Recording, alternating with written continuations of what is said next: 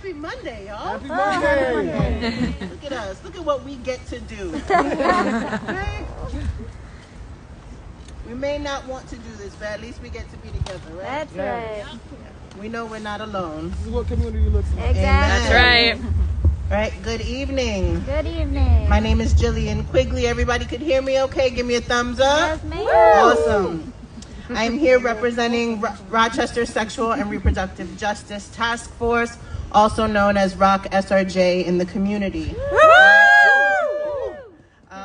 Roc SRJ believes sexual and reproductive justice exists when all people have the autonomy, resources, and rights to make decisions about their bodies, reproduction, and sexual lives with dignity.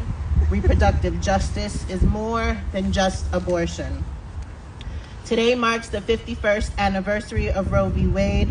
Roe was not perfect, and we know there were still barriers to access for many people who have been marginalized. We should be here celebrating together and advocating for ways we could improve Roe to be inclusive of all. Instead, we are here together feeling anxious, scared, and just plain pissed the fuck off. Yes. It is important for all who are here to understand that Roc SRJ will continue to say that abortion restrictions are rooted in anti-Blackness. Yes. Restricting reproductive autonomy is not new in this country, and it is tied to the enslavement of Black and brown bodies. Yep. Abortion restrictions continue to impact Black and brown bodies at higher rates. We know when abortion is not legal, the burden of accessing safe abortions fall harder on Black and brown communities and people with disabilities. Overturning Roe was always just the beginning to setting a dangerous precedent in the fight for bodily autonomy. We knew this because they told us this was the plan. Yep. Ban abortion, restrict access to birth control, strip away rights of LGBTQ people, ban access to life-saving medications. This was always the plan. Not far from here, forced birth supporters are gathering to celebrate the overturning of Roe this evening, something they have been planning for since Roe was passed. They disguise themselves as being pro-life and pretend to care about children and families. If they cared so much, where were they when schools in our cities closed? Or when community agencies get their budgets slashed and families have little to no supports? Where were they during the formula shortage crisis? Where are they to help advocate to decrease maternal mortality rates? I can tell you where they are. Just look at where they work based on their board of directors webpage. They are probably in their homes in whatever suburb they live in, turning a blind eye to the real needs of children and families in this community. They are your neighbors. Yep. They are your co-workers. Yep. They are your family. Yep. This year is very important in New York to protect the right for abortion, among other reproductive justice issues. This is the year that we have those uncomfortable yet important conversations. Whoa, wind. This is the year to get involved in advocating for policies that support our families, such as the Equal Rights Amendment, which will protect against any government actions that would curtail a person's reproductive autonomy or their access to reproductive health care. We need to be worrying about K-12 comprehensive sex education so we can reduce the amount of unplanned pregnancies happening during people's college years.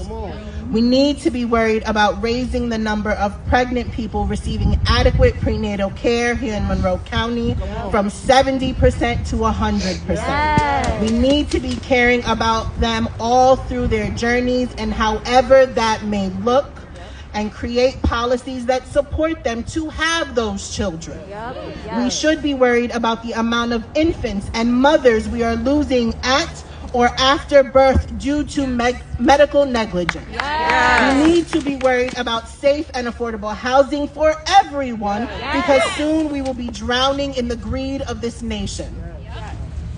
Today we start those conversations in a meaningful way. Today we say the word abortion. Today, we trust that a person can make their own damn decisions about their body. Today, we speak up for those who don't know that their rights are even being taken away. We fight for those who have always faced barriers to reproductive health care. We fight for those who are incarcerated, those who are pregnant and don't want to be. We fight for those who want to be pregnant and may need medical intervening during the hardest time of their life. Today, we stand and refuse to accept policy changes that affect our health care created by people who have never been to medical school. Today, we stand and ask our medical community to stand up for the rights of their patients and to demand that healthcare legislation is only signed into law when it is rooted in medical accuracy. Today, we start recognizing that abortion is popular among voters. An estimated 900 more people traveled to New York for abortion care in the first 6 months of 2023, as compared with a similar period in 2020. Overall, there were 13,900 more abortions in New York in the first 6 months of 2023 than in similar period in 2020. And the increased travel from out of state accounted for 6% of that overall increase in abortions. Today, we start letting our elected officials and anyone running for office hear us loud and clear.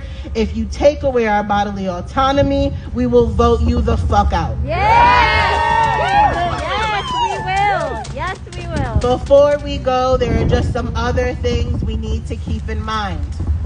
As per the National Domestic Violence Hotline, there has been a 99% increase in callers reporting that people were trying to control their reproductive choices since the fall of Roe. You also have to keep in mind that where abortion bans are happening, we are now seeing double deserts, where your doctors no longer want to go to your states, and therefore the people who want to have babies no longer have OBGYNs and maternity wards to go to. People are having to travel miles and hours to have babies. If you care about life, then show the fuck up and care about life. Yes, queen! Thank you.